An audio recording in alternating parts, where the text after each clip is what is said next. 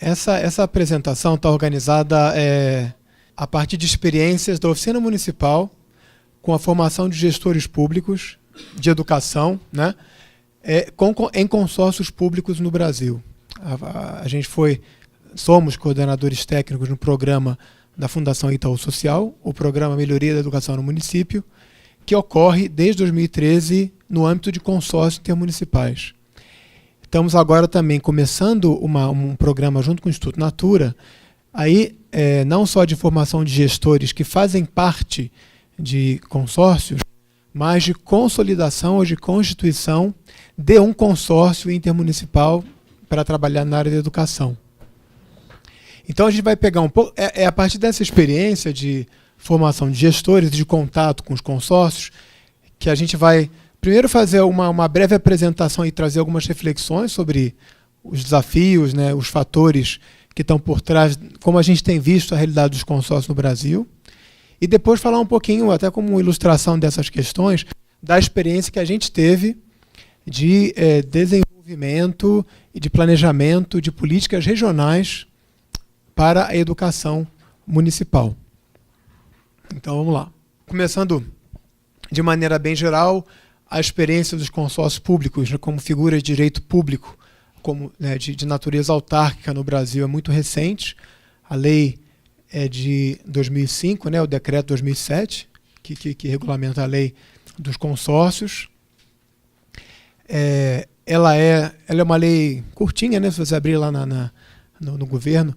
Ela é basicamente o arcabouço legal que permite, que dá as condições dos balizamentos para a criação de uma cooperação interfederativa intermunicipal com as atribuições e com os direitos do direito público, né? Então, o consórcio, a partir de 2005, ele pode ser um instrumento que provê serviços, que faz contratos, que assina convênios com o governo como qualquer ente público.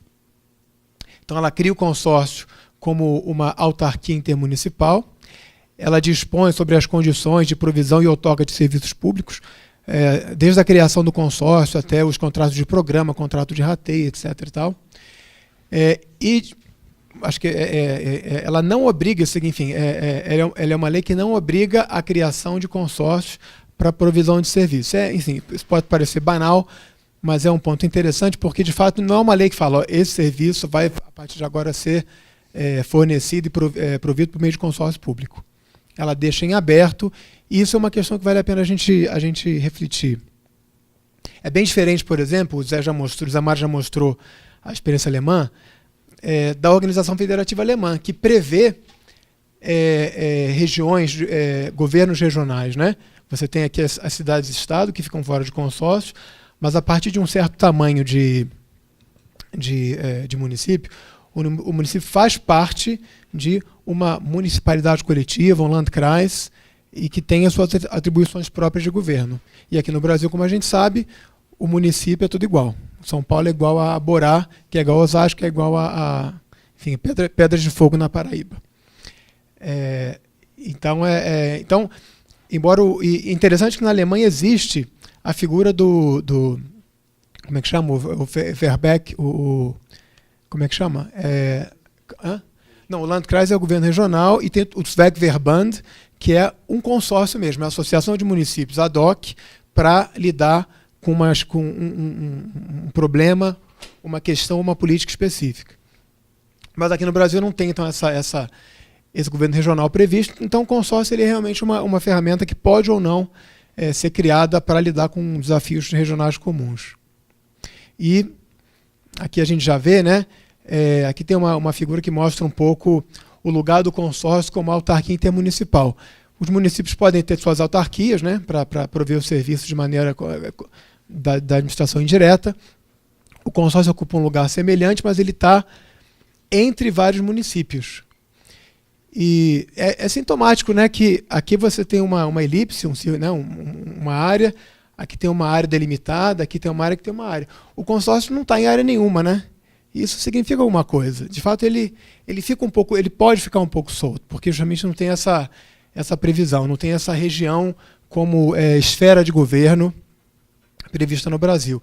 Isso, o consórcio, de acordo com a lei, pode trabalhar em várias áreas, escola de governo, atendimento emergencial, SAMU, né, como vários já fazem, recursos hídricos, comitê de bacia, assistência técnica em várias áreas, turismo, plano de turismo, inventário cultural, inventário de turismo, infraestrutura,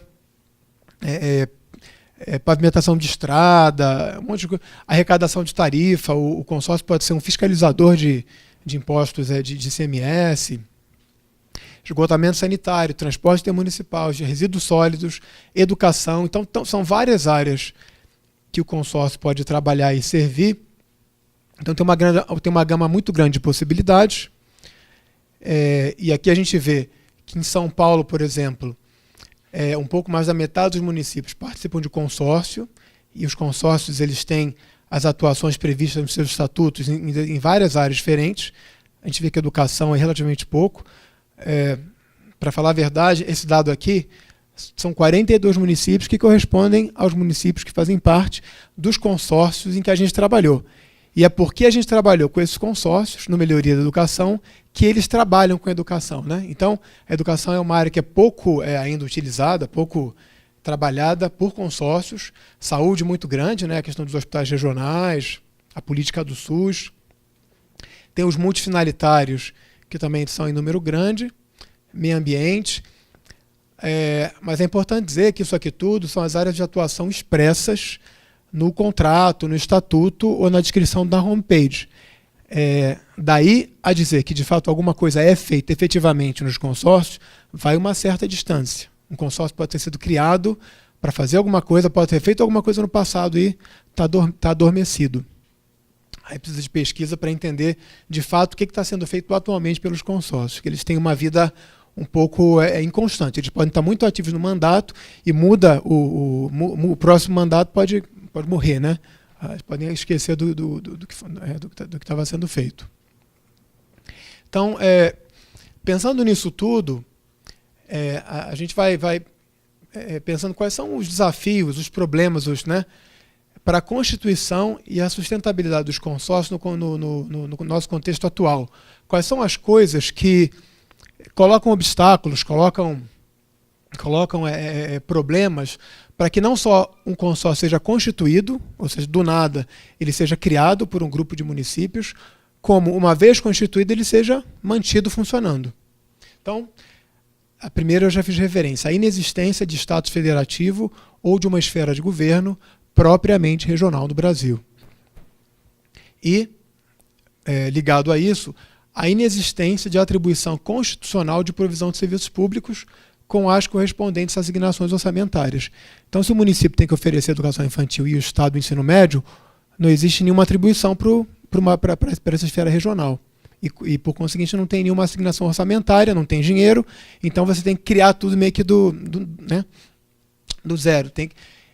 Você tem a questão que já foi falada aqui, dos prefeitos que se encontram, os municípios de uma região, de partidos diferentes. Inicialmente isso pode ser um problema, né? Os prefeitos olham o consórcio como uma esfera de disputa eleitoral, disputa política, e aí acham que trabalhar junto não é uma boa opção. Se bem que a gente vê que, à medida que o consórcio começa a trabalhar e você tem regras de alternância de presidência, diretoria, essa questão vai sendo minimizada. O que eu estou chamando aqui de custos de oportunidade para a criação e a manutenção da estrutura de consórcios. Por quê? Custo de oportunidade. Porque o município está lá na vida dele fazendo as coisas dele. Faz bem ou mal, às vezes mais mal do que bem, mas faz. Aí tem que parar, tem que desviar os recursos, o pessoal, a sua atenção, a sua liderança, para criar uma nova estrutura. Isso significa abrir mão de certas coisas, certos dinheiros, certos recursos, para poder levar para uma outra situação que não tem uma estrutura de incentivos muito grande. E aí você precisa, como eu vou falar depois, de uma liderança muito forte, de algum tipo de estímulo que possa levar a essa constituição. Tem a questão do free rider, né, ou da tragédia dos comuns, que você tem um monte de município trabalhando, você cria um consórcio, e aí o município para de pagar a sua mensalidade, porque os outros municípios pagam, ou o município não participa muito das reuniões, os seus secretários não vão, mas ele aproveita o serviço que o consórcio está oferecendo, então você vai tendo cada vez menos municípios participando, pagando, participando, e aí você vai, aos poucos, o consórcio vai morrendo. Fica 1, 2 prefeitos mais ativos e os outros não estão nem aí. Também é um desafio. E, de um outro ponto de vista, uma outra coisa que tem a ver com, a gente falou um pouco sobre o judiciário, né? A falta de conhecimento da legislação sobre os consórcios por parte dos tribunais de conta do Estado. A gente teve uma experiência na Paraíba, em que a gente convidou um representante do Tribunal de Contas da Paraíba para uma reunião do consórcio, para que o tribunal pudesse dizer para os prefeitos e para os secretários de finanças que eles poderiam fazer compra coletiva tranquilamente e que não tem problema. Aí quando o cara do TSE chegou lá, ele falou o contrário, falou para que fazer consórcio? Pega carona na licitação do outro município, que nem pode, né? Então você tem essa questão do Tribunal de Contas, que devia ajudar a informar e não faz isso. Ainda é um tema novo para os próprios tribunais. Então, quer dizer, a gente vê, é um ambiente, de fato, desafiador para essa política do consórcio no Brasil. E vamos ver na educação mais ainda. Posso acrescentar uma coisa? Sim, claro. Desculpa. Uma outra questão, falta de conhecimento da TCE. E tem um buraco aí que é o seguinte: como o consórcio pega dinheiro público, o TCE faz análise dos gastos, reprova a conta. E aí? Quando é prefeitura, a conta vai para a Câmara. Quando é governo do Estado, a conta vai para a Assembleia. E consórcio? Vai para onde? Então, você tem uma conta rejeitada, não apreciada pelo Poder Legislativo. Isso inviabiliza, do ponto de vista administrativo, de improbidade, algum prefeito? Não. Sim ou não? E qual prefeito que está de plantão, qual é o presidente do consórcio? Então, a experiência do Vale do Paraíba, nenhum prefeito quer ser presidente do consórcio. Pois é, tem essa questão meio nebulosa, as pessoas não querem ficar solidárias das dívidas, né, das contas, e aí atrapalha, né? Com certeza. Agora, pensando nisso tudo, como é que a gente vê as oportunidades ou os estímulos para a criação de iniciativas regionais de consórcios? Então, também, a partir do que a gente tem visto. Primeira coisa que a gente tem visto, em geral, você tem iniciativas pontuais de estruturações de planos e políticas públicas do governo federal ou do estadual. Por exemplo, um caso concreto de alguns anos atrás, há uma política de planos regionais de resíduos sólidos, né? Ou no caso do governo da Bahia, que criou também no último mandato, dividiu todo o território baiano em territórios de identidade e criou um consórcio para cada território. Então, quando você tem essas iniciativas indutoras de políticas, aí você tem uma onda de criação de consórcios. Outro fator são as lideranças episódicas. E aí eu falo de episódicas porque depende muito da situação do prefeito, da pessoa, de prefeitos ou secretários que tomam a bandeira do consórcio e levam adiante, né? E aí carregam muito o piano até que a coisa seja formada. E, finalmente, como foi o caso aqui da oficina municipal, com a Fundação Social, incentivo de instituições privadas que estimulam, apoiam e, às vezes, até assumem parte dos custos da formação e da mobilização dos consórcios. Então, você também tem essa possibilidade. Mas é interessante que todos esses três pontos aqui, eles têm uma coisa em comum. Não se garante, não se garante que eles vão ter continuidade, né? Porque o governo federal pode parar a sua política, a liderança pode desaparecer, desistir, ir para outro lugar, né? E os programas de investimento social privado acabam. É claro que a gente sempre pensa em sustentabilidade, renovação, mas são questões que a gente sempre tem que pensar quando está trabalhando com consórcio. Aí a gente, termina essa parte dessa análise com uma hipótese, pensando no que a gente vem refletindo, que esses custos de criação e manutenção de consórcio, porque se a gente está pensando numa política que queira estimular consórcios, a gente tem que pensar como é que a gente sobrepõe, como é que a gente consegue superar esses custos iniciais de formação do consórcio. Então, eles talvez podem ser subcompensados de forma permanente por meio da instalação da provisão de serviços, né? Então, o consórcio, como autarquia, tem a principal razão de ser é prover serviços. Tem outras coisas que podem acontecer no consórcio que outras organizações, outras configurações poderiam fazer. Troca de experiências, projetos pontuais, tem coisas que não precisa ser consórcio para fazer, mas tem coisa que só o consórcio, pela sua característica de direito público, só o consórcio pode fazer. Então, por exemplo, pela exclusividade, então só um consórcio pode fazer uma licitação consorciada para toda uma região, que os municípios podem depois contratar com a empresa ganhadora, cada um, né, o seu contrato.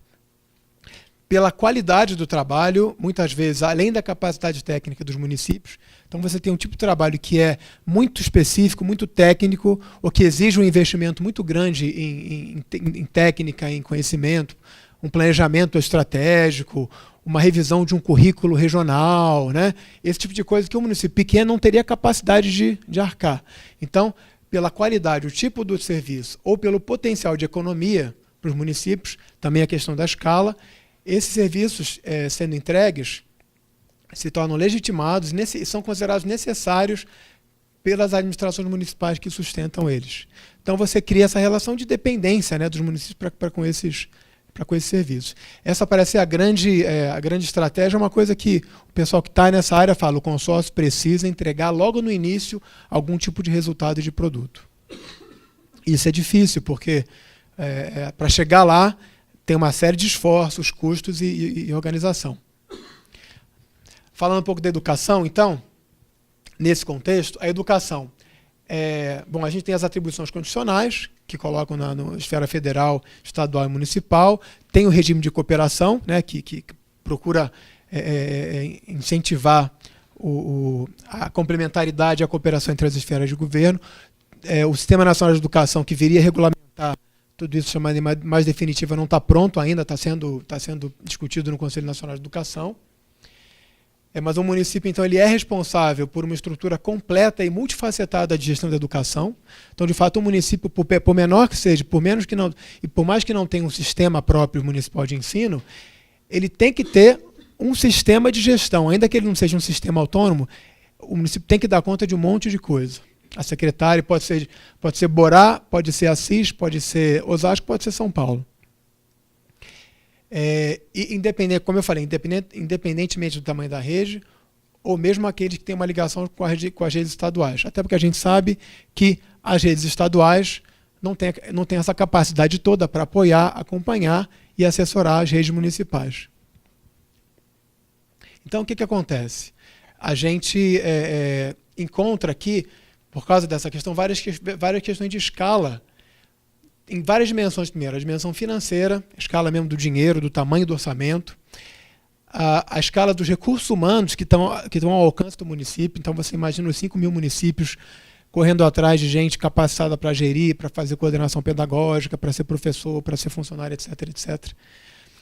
A variedade de serviços oferecidos, o município pequeno não tem capacidade de oferecer toda a gama de serviços, de suporte à educação, as modalidades, o apoio, que a educação municipal envolve, né, que inclui, e o próprio público-alvo intermunicipal, que o público-alvo da educação é um público-alvo que está além da fronteira do município, que atravessa a fronteira, que muda de casa. O professor também é um professor que dá aula em vários mundos. Então você tem uma série de situações na educação que, de fato, transpõem a fronteira do município e a escala que o município, principalmente de pequeno porte, consegue alcançar. Isso leva a gente para vários temas que podem ser melhor trabalhados numa escala regional. Compras, então, licitações de material, de uniforme, enfim, de material didático, material escolar, a elaboração de diretrizes curriculares, né, de um sistema curricular. Enfim, hoje a gente sabe que o mais fácil é você comprar o sistema objetivo ou positivo, ou seja lá o que for, e você já tem as suas diretrizes curriculares, inclusive com formação de professores. Mas a gente sabe que isso não é uma maneira muito autônoma de fazer a sua própria educação, né? A formação de professores, que se for bem feita, ela precisa ter todo um planejamento, ter toda uma escala. A avaliação, o planejamento. Então você tem esses vários temas que em geral, e não só por falta de capacidade dos gestores, pelo tamanho dos municípios, eles não têm a capacidade de dar conta de tudo isso. Então, a tese é que a educação seria uma área da gestão natural, fundamental para ser trabalhado do ponto de vista regional com a cooperação intermunicipal, por causa disso. Então, a nossa experiência tem sido trabalhar essa cooperação intermunicipal nesses consórcios no âmbito do Programa de Educação no município. O CODIVAR, que é o Consórcio de Desenvolvimento Intermunicipal do Vale do Ribeira e Litoral Sul de São Paulo, que fica aqui, né, na pontinha litoral de São Paulo, no Vale do Ribeira, tem 25 municípios, mais ou menos. A ANVAPA, a Associação dos Municípios do Vale do Paranapanema, também é um consórcio público, que fica aqui na região de Piraju, Avaré, Coronel Macedo. Esses foram nos anos 2013 e 2014. Aí, nos 2 anos seguintes, a gente trabalhou em mais um consórcio de São Paulo, o CIVAP, que fica um pouco mais para noroeste da ANVAPA, tem 25 municípios. É um consórcio que já tem já tem muitos anos de existência, tem uma estrutura muito grande e vários projetos. Ele é um consórcio diferenciado nesse sentido. E fomos para Paraíba num consórcio também com 15 municípios, o COGIVA, que fica na região da Zona da Mata da Paraíba, a 1 hora de João Pessoa, mais ou menos. Então, nós trabalhamos no Melhoria com os secretários de educação e com equipes de gestores de educação desses municípios, e no contexto desses encontros de formação, a gente ia procurando estimular a troca de experiências, estimular o conhecimento mútuo e, a partir daí, então, criar estruturas de cooperação entre os municípios. De maneira muito, muito ligeira. Mas a gente, então, nesse consórcio, nós estimulamos a criação pelo consórcio de câmaras técnicas de educação, que são colegiados compostos pelo secretário de educação de cada município e por mais um membro indicado pelo prefeito de cada município.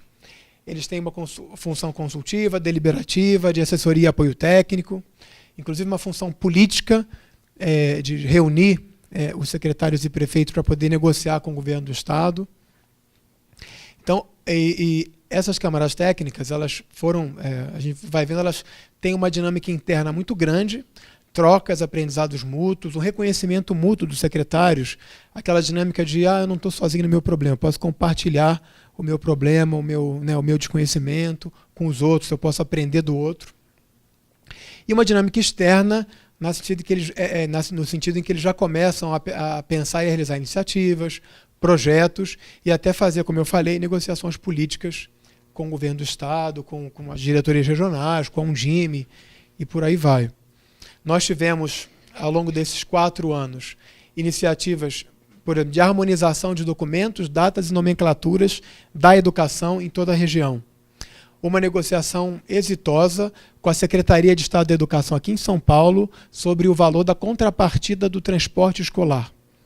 Eles conseguiram uma condição de os municípios pagarem 20% e o Estado pagar 80% para todos os municípios no Vale do Ribeira.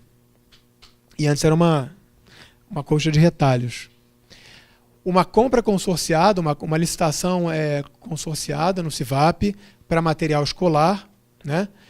Algumas ações formativas pontuais sobre merenda, sobre Base Nacional Comum Curricular, sobre PAR. Então, os municípios começaram a convidar os outros municípios para participar dessas formações e nós estimulamos e acompanhamos a elaboração de projetos regionais.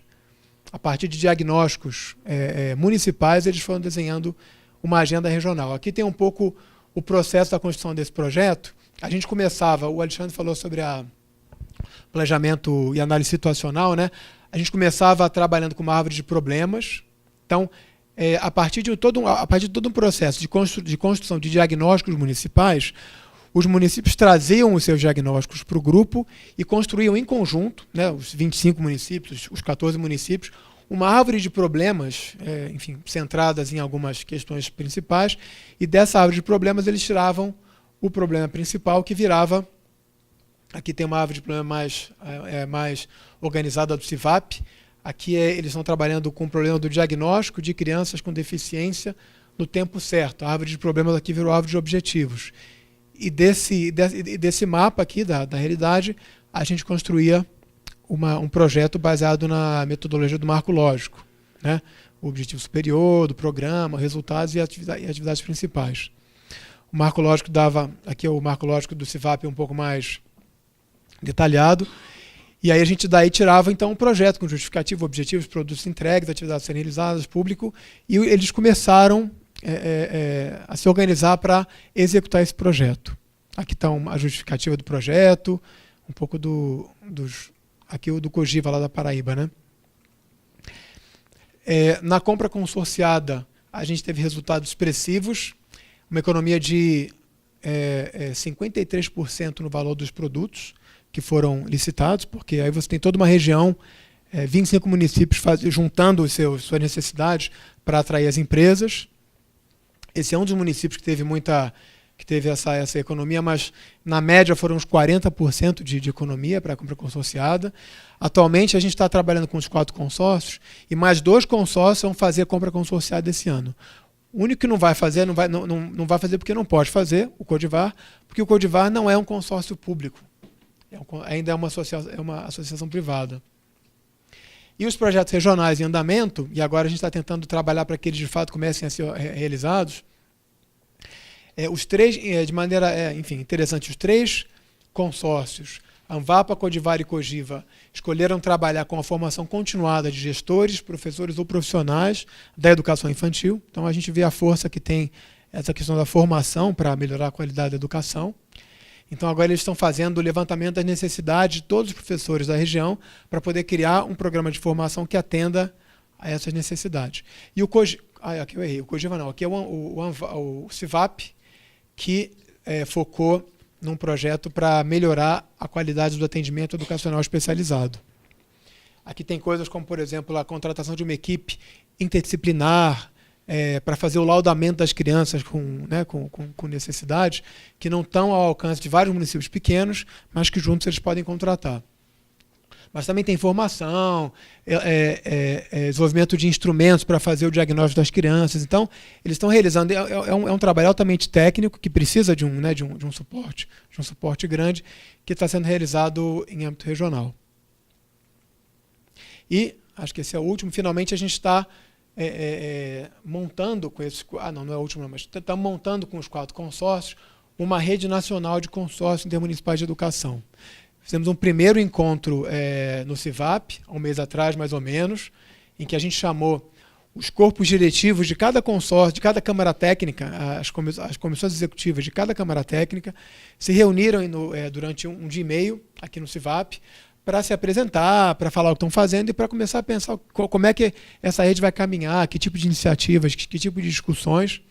Então a gente vai ter um segundo encontro mais para o final do ano, para dar seguimento à constituição dessa rede.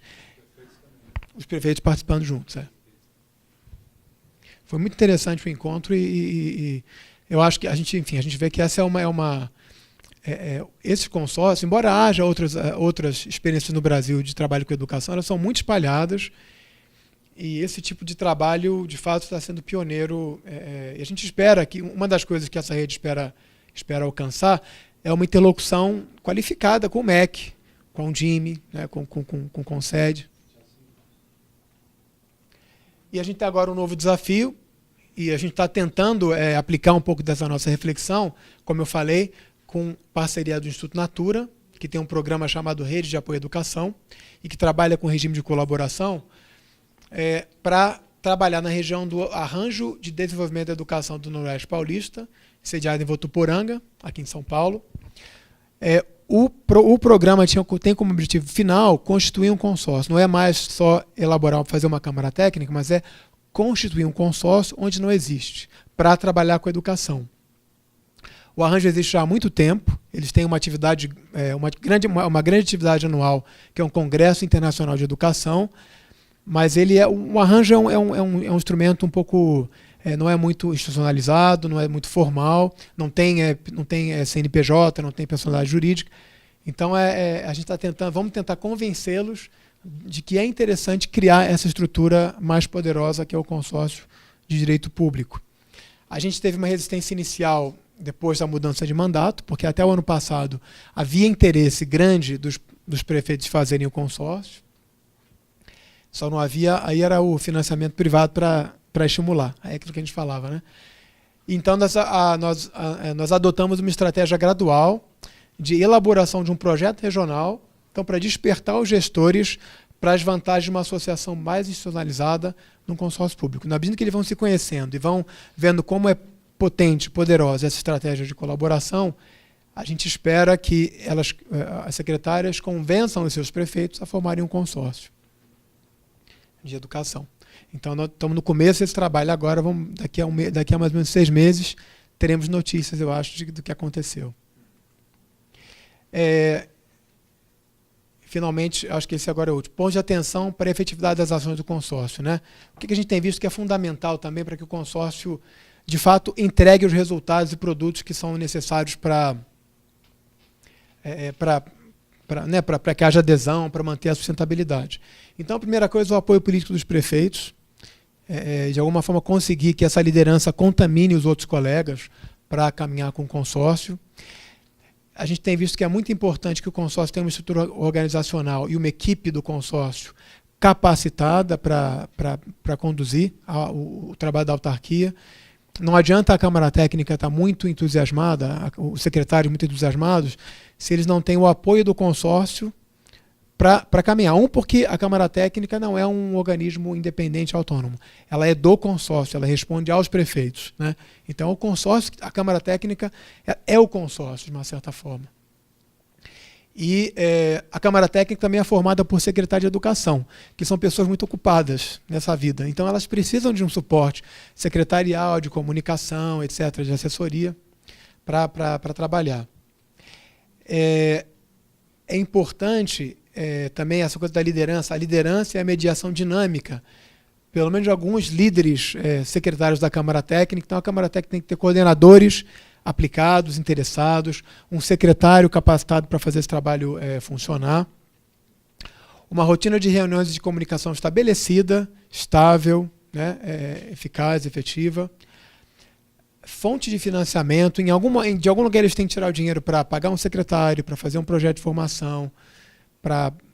Então, isso aqui é um ponto delicado, porque justamente os prefeitos têm um pouco de hesitação em investir, né, em colocar dinheiro numa coisa que eles não entendem muito bem ainda para que serve, nem que tipo de benefício pode trazer. E, finalmente, como a gente falava no início, a demonstração de resultados concretos e permanentes, para que, de fato, a razão de ser do consórcio esteja clara, esteja dada. É isso, então, que a gente trouxe para refletir. É um pouco uma reflexão no meio de um processo de formação, de trabalho, mas acho que tem podem ser feitas pesquisas para testar algumas hipóteses. A gente pode, inclusive, testar na prática da formação e ver o que acontece. De qualquer maneira, acho que tem aí algumas questões que podem dar pista sobre política pública, incentivo do governo estadual, do governo federal. Se é para ter uma política nesse país, né, no Brasil, de estímulo à cooperação regional, a gente tem que pensar um pouco nessas fragilidades e nas necessidades do consórcio. Obrigado. A gente passa.